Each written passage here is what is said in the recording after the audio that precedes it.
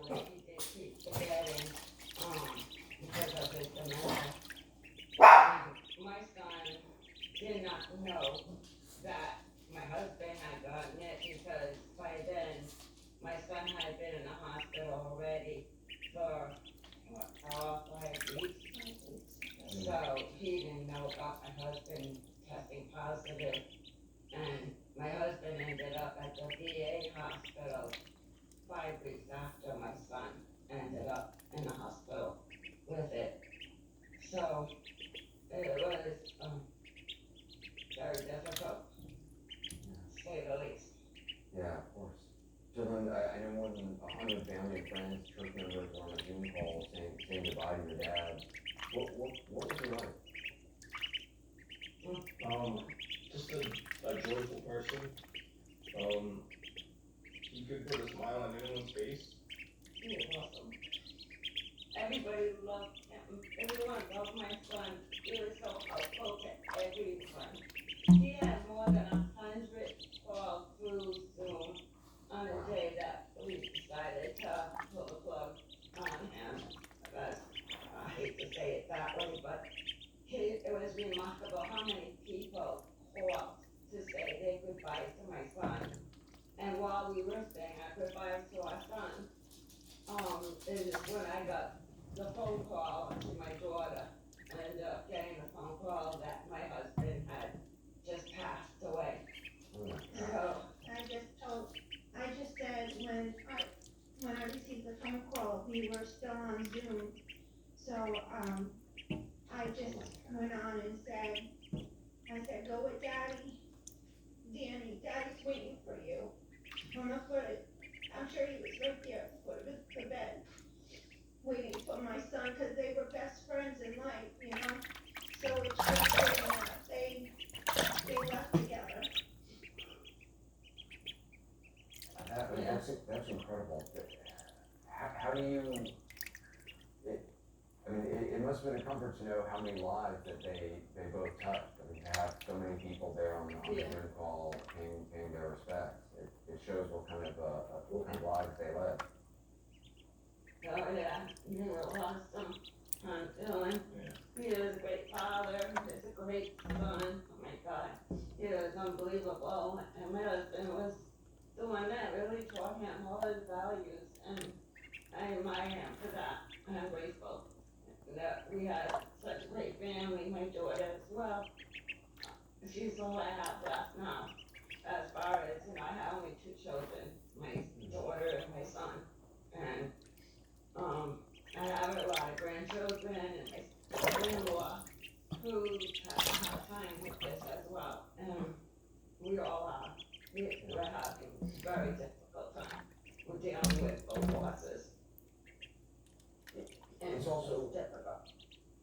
Cindy, what do you want people out there to know about what you've been through and about what they should do? I mean, obviously, there's a lot of people who don't take this seriously, don't think this is, as potentially threatening to them as it has been to others. What would you say to them? It's not a hoax, this is real. And, it's serious, it's like a silent killer. My father went through the Vietnam War, survived that, my brother survived the motorcycle accident to be killed by a germ. It's, So something you can't see. and people are saying this is just a hoax and it's all the government doing this, and it's real. We felt this firsthand, and we don't want anybody else to have to go through what we're going through. It's devastating, and it hurts. I know at the beginning of the virus, I wasn't taking it serious.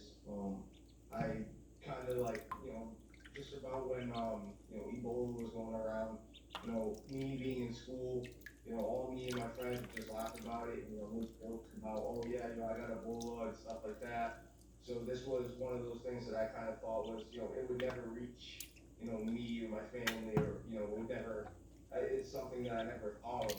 And then when I got that phone call that day, that my stepmom had it, and and then I was all worried about everybody because my dad had been through the motorcycle accident, so he had underlying conditions, Right. and it was just, and them being with the two kids in the house, Gavin and Ava Bella, it was just, it worried me, and then I started getting the phone calls that Dad was going into the hospital and all that, and Yeah.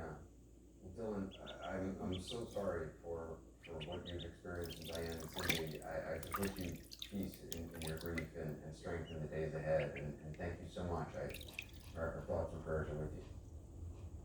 Could I say one more thing, please? Sure. I just wanna say thank you so much to all the nurses and doctors that took care of my son at Rhode Island Hospital, and all the nurses and doctors at the VA. They did an awesome job. They really did. They worked so hard to keep them alive as long as they did. Yeah. And I appreciate it. Diane, Cindy, Dylan, thank you very much. We're back in. Hey there, people eligible for Medicare.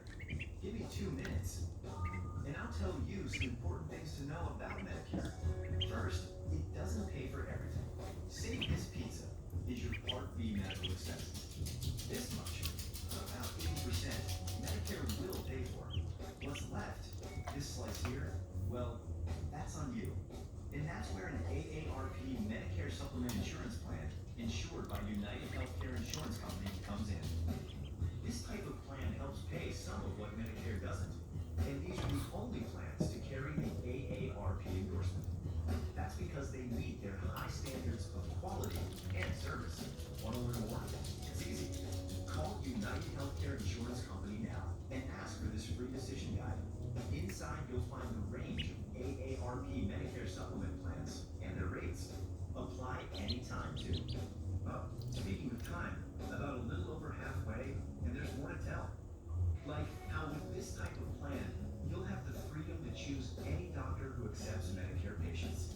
Great for staying with the one you know, or finding somebody new, like a specialist. There are no networks and no referrals needed. None.